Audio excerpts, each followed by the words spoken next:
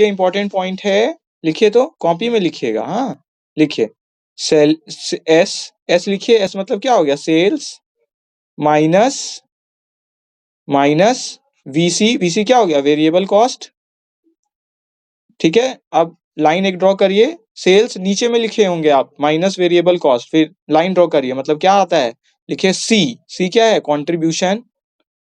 Contribution, तो contribution आ गया। फिर नीचे में लिखिए minus fix cost, minus fix cost.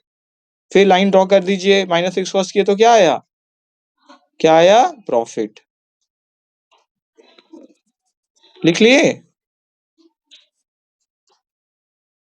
लिख लिए, बोलिए। और एक बार सर। पहले हम लोग लिखे सेल्स, फिर उसके नीचे लिखे माइनस वेरिएबल कॉस्ट, फिर लाइन ड्रॉ किए। लाइन ड्रॉ किए मतलब सेल्स माइनस वेरिएबल कॉस्ट क्या होता है, कंट्रीब्यूशन। कंट्रीब्यूशन से फिर हम लोग माइनस किए क्या, फिक्स्ड कॉस्ट। तो फिक्स्ड कॉस्ट माइनस किए तो क्या आ गया हमारा, प्रॉफिट। लिख लिए, सब लिख लिए, बोलिए।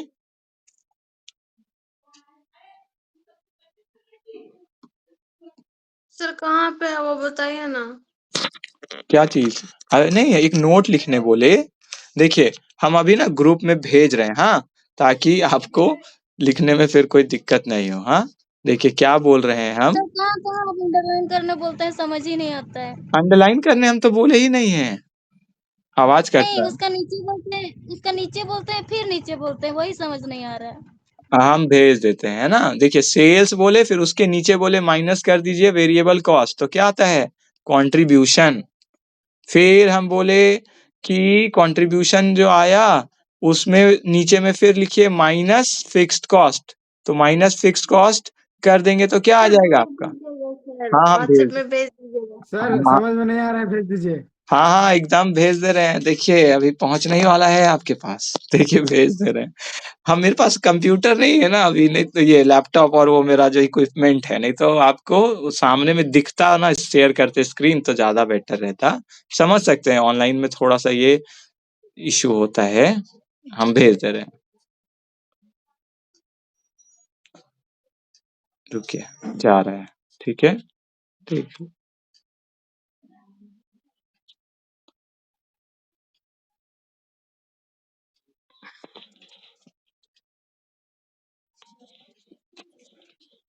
ठीक है, अपने ग्रुप में आइए, आप ग्रुप में आइए, व्हाट्सएप ग्रुप में भी देखिए भेज रहे हैं।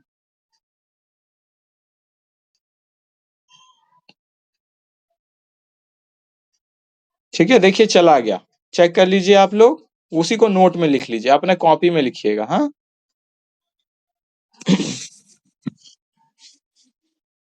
लिख लिए सब,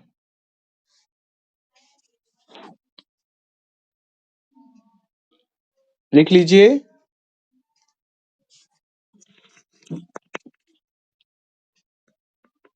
बोलिए, लिख लिए। Yes sir. Yes sir.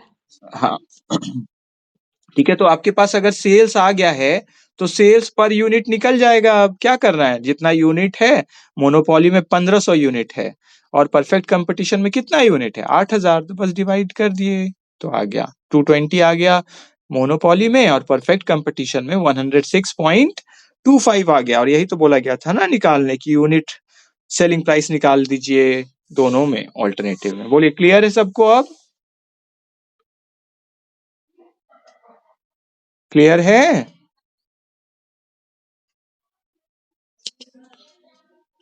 सुनाई दे रहा है आवाज आपको? क्लियर है सर। हाँ ठीक है, इसी तरह इलस्ट्रेशन 2 है। ठीक है 2, चलिए 2 को होमवर्क लिखिए। तो डाउट होगा तो आप हमसे पूछ लेंगे, डाउट क्लासेस, अब तो डाउट क्लासेस ही हो चलेगा और रिवीजन चलेगा अब आपका, है ना। लिखिए होमवर्क। फिर आप देखिए इलस्ट्रेशन 3 को भी देखिएगा, लिखिए इलस्ट्रेशन 3। इलस्ट्रेशन 3 भी होमवर्क में। ये सब क्या है, अलग अलग बस सिचुएशन बताया जाएगा आपको, ये सिचुएशन है, वो सिचुएशन है, अब आप बताइए कि क्या करना है ना। तो इजीली अब कर लेंगे। मिनिमम प्राइस जैसे है, ठीक है। फिर डिप्रेशन प्राइस बोला गया है, डिप्रेशन के समय, ठीक है, तो उसको आप देख सकते हैं। ठीक है, डिप्रेशन के समय मतलब क्या होता है, जब प्राइसेस सबका नीचे गिरता है। ठीक है, तो इसको अभी इसका होमवर्क मत लिखिए डिप्रेशन का, इसका टाइम रहेगा तो इसका लास्ट में देखिएगा इलस्ट्रेशन जो है, ठीक है? इसके जो इलस्ट्रेशन को बोल रहे हैं अभी बस उसको ध्यान दीजिए, हाँ? फिर जितना टाइम रहेगा आपके पास तो फिर दूसरा इलस्ट्रेशन में जाएँगे, नहीं तो बिना जाए भी आप समझ जाएँगे कि क्या करना है, ठीक है? क्योंकि अलग-अलग कंडी बस क्या होगा केसेस बताया गया है उसके बीच में आपको चूज़ करना है, ठीक है? तो इसके बाद आप आएँगे डिटर्मिनेशन, इसमें आइए determination of optimum sales mix, ठीक है? ये होगा आपका इलस्ट्रेशन 13 के बाद का टॉपिक है, आइए तो इलस्ट्रेशन 13 के बाद के टॉपिक में determination of optimum sales mix आ गए? Yes sir. Yes, yes sir. Sir. हाँ, तो इसमें क्या है सेल्स मिक्स हम कितना रखे तो इसका हम लोग किए भी थे इलस्ट्रेशन, ठीक है? जिसमें क्या था कि प्रोडक्ट का बताया गया था कि ये प्रोडक्ट हम इतना बेचते हैं, वो प्रोडक्ट हम उतना बेचते हैं, तो हमारे लिए क्या अच्छा रहेगा, कौन-सा प्रोडक्ट बेचना? तो जब हम अपना सेल्स मिक्स को मतलब जो हम बेच रहे हैं, उसमें जब हम चेंज लाते हैं, मतलब मान लेते हैं मेरा ए प्रोडक्ट है, बी प्रोडक्ट है, 2 प्रोडक्ट है। अब मेरा पहले हम बेचते थे मान लेते हैं कोई दूसरा रेशियो में, अब बोला जा रहा है नया रेशियो में ये एक ये अब अलग रेशियो है तो कैसा रहेगा? तो उस नया रेशियो के हिसाब से हम बाकी फिर से सब चीज़ निकाल लेंगे। देखिए जैसे इलस्ट्रेशन 14 में आइए देखिए, क्या बताया गया है आपको इससे बताना है कि कौन-सा सेल्स मिक्स अच्छा रहेगा, मैनेजमेंट के लिए प्रॉफिटेबल रहेगा। पहला में इसमें बताया गया 200 units of P and 200 units of Q, ठीक है? कि पी का 200 यूनिट्स और क्यू का 200 यूनिट्स। फिर क्यू के लिए बोला जा रहा है 300 यूनिट्स ऑफ क्यू और इन्फॉर्मेशन दिया गया देखिए पी के लिए बताया गया मटेरियल पर यूनिट है आपका 150 और उसके लिए क्या है 110, वेजेस है पर यूनिट, फिर वेरिएबल ओवरहेड है पर यूनिट, फिर सेलिंग प्राइस है पर यूनिट, फिर टोटल फिक्स कॉस्ट भी बताया गया है। तो पहला केस क्या है 200 यूनिट पी का बेचते हैं और 200 यूनिट क्यू का बेचते हैं। तो पी का अगर हम जब बेचते हैं तो मेरा सेल्स लिखा हुआ है देखिए कितना है selling price per unit P के लिए कितना है 160 है ना? कितना है? नहीं 480 है। तो 480 इंटू 200 कितना हो गया 48 इंटू 2 तो 96 होता है तो 96,000 और उसी तरह से इसका मार्जिनल कॉस्ट निकालने के लिए क्या किए हम लोग जो मार्जिनल कॉस्ट पर यूनिट है आपका ठीक है वो निकालना पड़ेगा। तो मार्जिनल कॉस्ट क्या होता है जितना भी प्राइम कॉस्ट है मतलब डायरेक्ट कॉस्ट है प्लस जितना भी वेरिएबल ओवरहेड है।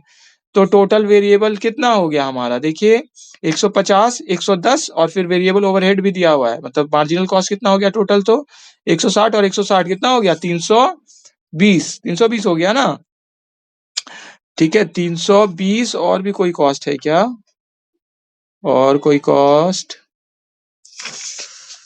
मार्जिनल कॉस्ट में और कुछ है नहीं ठीक है कितना हो गया 150 और 110 200 अच्छा 260 हो गया ना 150 110 260 और फिर 120 कितना हो गया 420 का इंटू कर देंगे कितना यूनिट है 200 यूनिट तो 42 इंटू 2 84 तो 84,000 हो गया। कंट्रीब्यूशन आ गया कितना सेल्स माइनस मार्जिनल कॉस्ट या वेरिएबल कॉस्ट अभी हम लोग देखिए क्या होता है कंट्रीब्यूशन। क्लियर है कंट्रीब्यूशन क्लियर हो गया 12,000 कैसे आया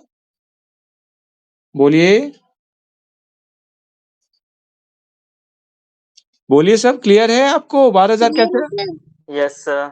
हाँ ठीक है तो 12,000 आ गया क्यू का भी इसी तरह निकाल देंगे फिर फिक्स कॉस्ट हम लेस किए तो आया कितना प्रॉफिट आ गया हमारा 26,000 तो पहला ऑल्टरनेटिव में 26,000 प्रॉफिट आया। और दूसरा केस चलिए दूसरा केस क्या लिखा हुआ था कि सिर्फ हम क्यू को बेचते हैं 300 यूनिट्स ऑफ क्यू तो सेल्स कितना हो गया हमारा 300 यूनिट्स ऑफ क्यू बाकी सब चीज तो ठीक है तो क्यू का बस निकाल देंगे हम लोग। तो क्यू का जब हम लोग सिर्फ निकाले कंट्रीब्यूशन और फिर प्रॉफिट सेम जैसे अभी हम लोग निकाले थे ऊपर तो आया 27,000। तो बताइए कौन सा अच्छा ऑल्टरनेटिव है बिजनेस के लिए जिसमें प्रॉफिट 26,000 है या जिसमें प्रॉफिट 27,000 है कौन सा बेटर रहेगा 27 वाला सर। हाँ वेरी गुड बाकी लोग क्या बोलते हैं 27 वाला। हाँ वेरी गुड और लोग बोलिए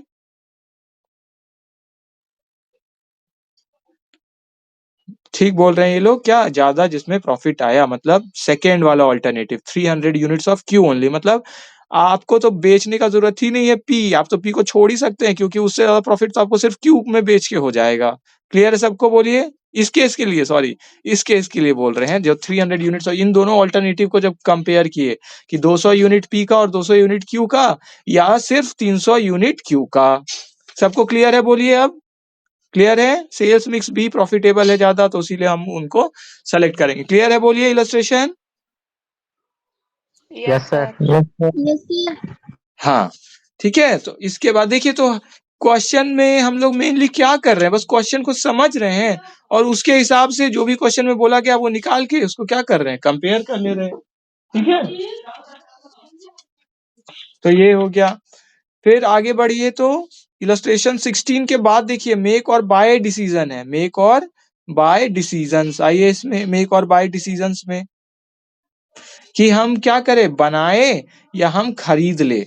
तो अगर मेरा, जैसा हम लोग शुरू में एग्जांपल में देख रहे थे, अगर सस्ता पड़ रहा है तो हम उसको सेलेक्ट करेंगे, लेकिन हमेशा जरूरी नहीं है कि सिर्फ सस्ता पड़ने के कारण ही हम क्या करेंगे, उस पर डिसीजन लेंगे। कभी कभी कुछ और भी चीजों को देखना पड़ता है। ठीक है, तो उसको भी जो भी अलग कंडीशन क्वेश्चन में भी बताया होगा उस पर भी ध्यान दे के फिर डिसीजन हम लोग लेंगे। ठीक है, तो मेनली डिसीजन कैसे लेते हैं कि हम बनाएंगे अगर किसी चीज को तो मेरा फिक्स कॉस्ट तो हम लोग मान के चलते हो तो वही रहेगा, तो चेंजेस जो आएगा वो तो हमारा वेरिएबल कॉस्ट में आएगा। तो इसीलिए हम लोग क्या करें, मेन कंसीडर करें किसको, वेरिएबल कॉस्ट को, मतलब मार्जिनल कॉस्ट को। तो अगर मेरा डिसीजन हमको लेना है तो हम क्या कंपेयर करेंगे, सेलर मतलब सप्लायर का, जो सप्लायर सेलिंग प्राइस बता रहे हैं कि इतना में आप हमसे खरीद लो, मतलब सप्लायर का प्राइस या मार्जिनल कॉस्ट अपना हम देख लेंगे कि हम अगर बनाते हैं तो मेरा बस मार्जिनल कॉस्ट कितना है, क्योंकि मार्जिनल कॉस्ट के बेसिस पे ही हम डिसीजन ले सकते हैं, ये मानते हुए कि फिक्स कॉस्ट तो मेरा वैसे भी लगेगा। तो जितना हम अगर हमको ये कम पड़ रहा है तो हम क्या कर सकते हैं, उससे ही बना लेंगे। ठीक है, तो कुछ कुछ और कंडीशन में क्या क्या आता है, कभी कभी guaranteed supply of component from outside. ठीक है, मतलब अगर हम बनाते हैं खुद से और हमको कोई बोलते हैं कि इसको बनाने में कुछ जो सामान लग रहा है या जो कुछ एक पार्ट लग रहा है वो हम आपको सप्लाई करेंगे और रेगुलरली सप्लाई करेंगे, गारंटी है, आपको शॉर्टेज नहीं होगा रॉ मटेरियल का। तो इस कंडीशन में हम सोच सकते हैं कि चलो इवन हमको पूरा प्रोडक्ट खरीदने पे थोड़ा कम तो लग रहा है, लेकिन लॉन्ग रन में तो मेरे लिए अच्छा होगा जब हम ही बनाएं। तो और जो सप्लायर है वो बोल रहे हैं हम आपको गारंटी दे रहे हैं, सप्लाई करेंगे, है ना। तो इस कंडीशन में हम लोग फिर सोच सकते हैं क्या मेरे लिए बेटर रहेगा। तो ये इसमें भले ही अभी कॉस्ट कोई इन्वॉल्व नहीं हो रहा है क्योंकि गारंटी ना वो तो दे रहे हैं, तो लेकिन फिर भी इसको हम लोग कंसीडर कर सकते हैं अपना डिसीजन लेने के लिए। ठीक है, इसी तरह और भी पॉइंट्स लिखा गया है ना, बताया गया है। देखिए कि जब क्वांटिटी है कंपोनेंट का, ठीक, क्वालिटी यहाँ पे होना चाहिए, क्वांटिटी क्वालिटी दोनों मेंटेन कर रहे हैं अगर हम लोग, ठीक है, जहाँ पे क्वालिटी ज्यादा इंपॉर्टेंट है ना। जैसे जिनका ब्रांड नेम अच्छा है या अगर कोई नया ही कंपनी या फर्म है, अगर वो लोग अच्छा प्रोडक्ट सप्लाई करते हैं तो वो लोग क्या चाहेंगे कि हमारा प्रोडक्ट का क्वालिटी मेंटेन रहे। तो बेटर क्या होगा, हम लोग अगर बनाएं तो जिससे क्या होगा, बाहर से अगर हम खरीदा हुआ कुछ कंपोनेंट भी अगर लगाते हैं और हमको लग रहा है क्वालिटी उतना अच्छा नहीं है तो मेरा ब्रांड नेम ना खराब होगा। जैसे हम लोग मंगाते हैं कोई प्रोडक्ट, है ना, मंगाते हैं फ्लिपकार्ट से, अमेजोन से, अगर नकली प्रोडक्ट आ जाता है तो हम लोग किसको दोष देते हैं, बताइए किसको, किसको बोलते हैं कि अच्छा प्रोडक्ट नहीं है, वो अच्छा प्रोडक्ट नहीं दिया हमको, किसको बोलते हैं, फ्लिपकार्ट को। फ्लिपकार्ट को, है ना। भले ही हम मंगाए हैं कुछ, लेकिन अगर वो प्रोडक्ट डिफेक्टिव आ गया या कुछ हो गया तो इसी तरह अगर आप हैं तो अपना क्वालिटी मेंटेन रखने के लिए हम लोग ज्यादातर क्या सोच सकते हैं, हम ही बनाए हम ही करें, तो क्या होगा कि कम से कम हम सब प्रोडक्ट में देख तो पाएंगे, ठीक है, कि क्या चीज क्वालिटी मेंटेन हुआ है कि नहीं, है ना। इसी तरह कुछ कुछ और पॉइंट्स है, आप देखिए इसमें 5 पॉइंट दिया हुआ है। ठीक है, तो तो ये है पॉइंट्स इसमें। देखिए एक एग्जांपल अच्छा दिया गया है, अगर मान लेते हैं मेरा कॉस्ट हो रहा है एक कंपोनेंट को बनाने का 100 रुपया पर यूनिट, जिसमें से 80 रुपया वेरिएबल है और 20 रुपया फिक्स कॉस्ट है। एक आउटसाइड फर्म बोल रही है कि वो सप्लाई करेगी इस कंपोनेंट को कितना में, 90 रुपया में। तो उस केस में ऐसा तो दिख रहा है ऐसे कि क्या हो रहा है कि 90 रुपया में तो हमको बाहर से मिल जा रहा है, जबकि हमको बनाने में तो 100 रुपया लग रहा है। तो ऐसे लेकिन अगर आप ध्यान से देखेंगे, जैसा हम लोग अभी डिस्कस भी किए कि फिक्स कॉस्ट तो वैसे भी लग रहा है हमारा, तो बनाने में तो कितना खर्च हो रहा है? तो 80,000 खर्च हो रहा है, ठीक है? तो इस ऐसे अगर हम लोग सोचते हैं, तो हम लोग फिर पाएँगे कि इसमें 80 रुपया तो 90 रुपया से कम है। तो इसको हम लोग सोच सकते हैं कि हम लोग बनाएँ, तो ठीक है? बाहर से खरीदने का ऑप्शन हम लोग एक्सेप्ट नहीं भी कर सकते ये सोचते हुए कि ये हम ही बनाएँगे तो ज़्यादा फ़ायदा है इसमें। ठीक है? तो इस कारण से